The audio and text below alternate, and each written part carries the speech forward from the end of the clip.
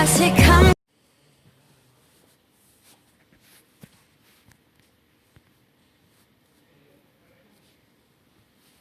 Hi, I'm Rose. I know that none of you can even imagine your life without sleep. And this is totally normal because sleeping is one of the most important processes in human existence. However, as for me, I cannot imagine my life with sleep. The thing is that I do not know how to sleep. You heard it right. I really don't have the skill of falling asleep.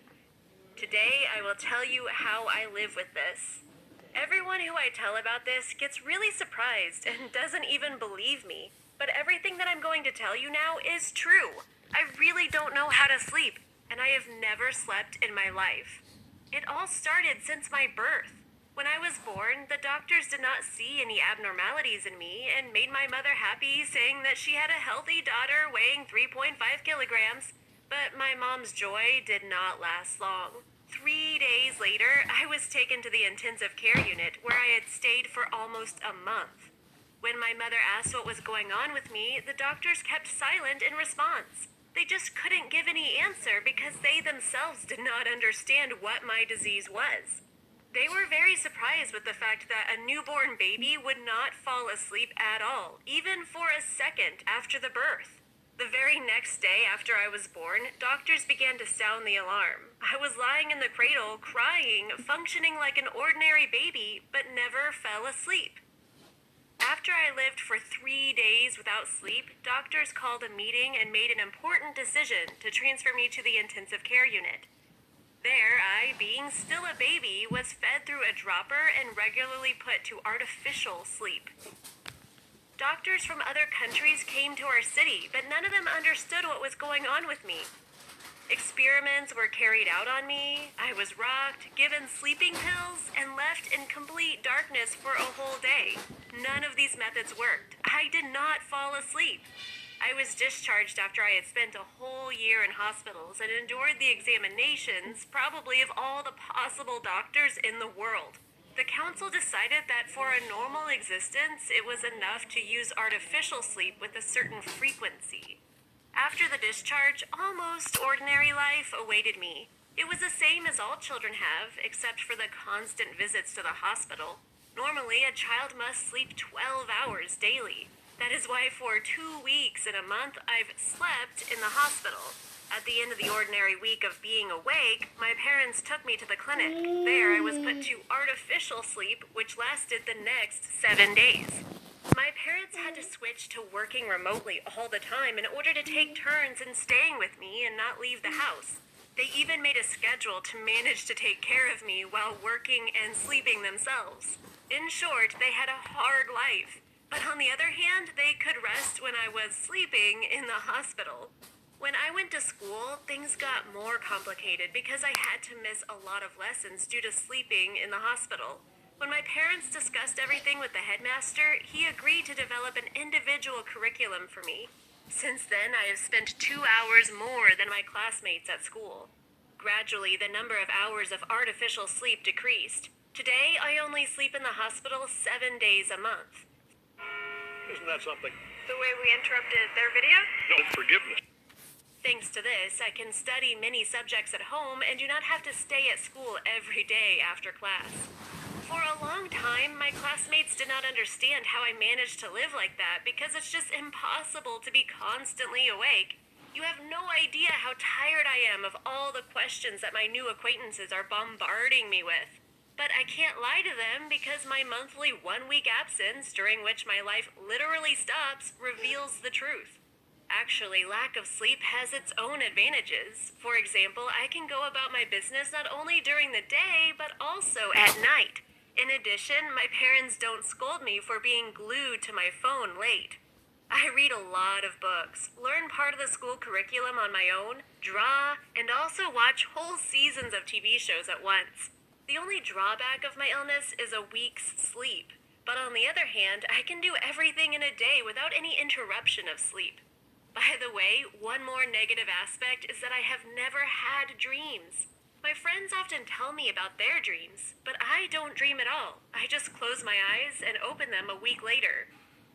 One day I wondered what would happen if I didn't get my normal amount of sleep.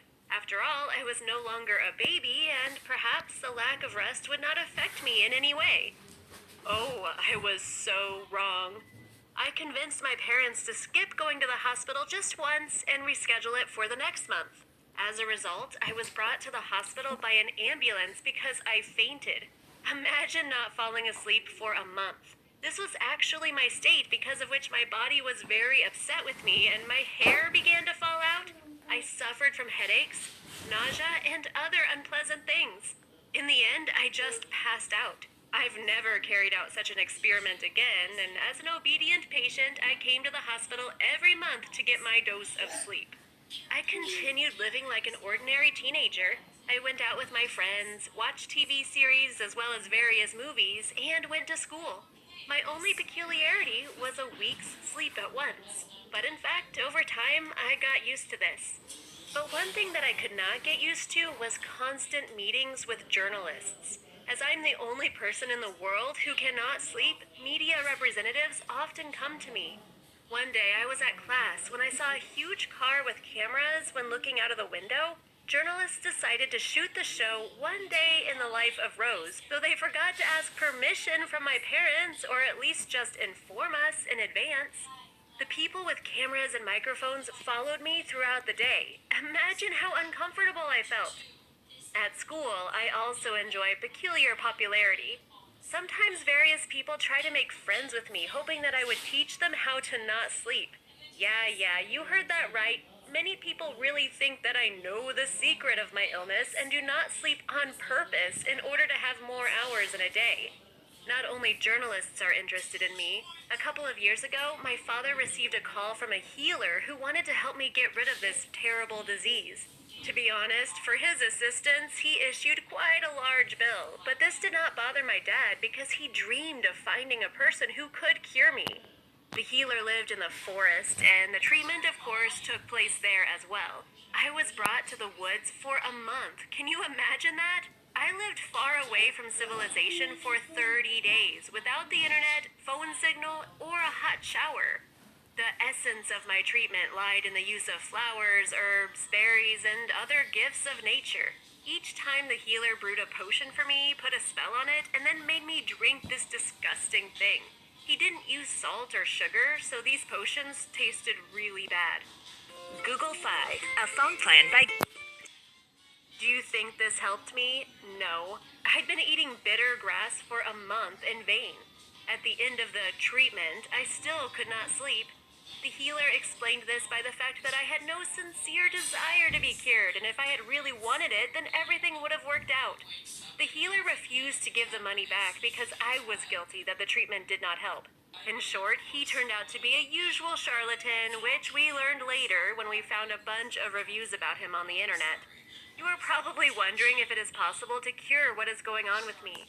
Until recently, I would have answered no with confidence, especially after the case with the charlatan. But 3 months ago, a doctor from China called my father. He heard about my case from his colleagues and came up with a method that might help me. Of course, my parents agreed to try his method. The very next day, we bought tickets and flew to China, and I am here today. According to Dr. Kasukin, I have a long course of procedures ahead of me. I will have to stay in China for almost 6 months, but I hope that the therapy will help and I will be able to live like a normal person. Despite the fact that my illness has some advantages, I still want to live like a normal person, so I am not afraid of being treated. Every day I am subjected to different procedures. A week ago, I was placed in a weird device with very sharp temperature changes. For 5 minutes, I was kept in terribly hot temperatures, and then this heat turned into terrible cold. Yeah, not all procedures are pleasant. But perhaps this is the path to my recovery. Everything is not that bad. There are also cool procedures. For example, listening to classical music and swinging in a special hammock. Also, Dr. Kasukin decided that I needed to be put to artificial sleep not once a month, but every day. Now I sleep like an ordinary person, 7 hours a day. At the moment, this feels very unusual because nights have been my favorite time for most of my life. And yesterday, I yawned. Can you imagine that? I was just reading a book and suddenly opened my mouth for a few seconds. At first, I was scared because my mouth opened unconsciously. It took me a couple of minutes to realize that it was a yawn. I had never yawned in my life. I am sure that the treatment will really help me. Over the past 3 months, I have come much closer to my goal. Perhaps in a couple of months, I will finally be able to fall asleep on my own and even experience my first dream. Do you think I will be able to recover? Give your answers in the comments and tell us what you think about my story. And also subscribe to the channel and click on the thumbs up.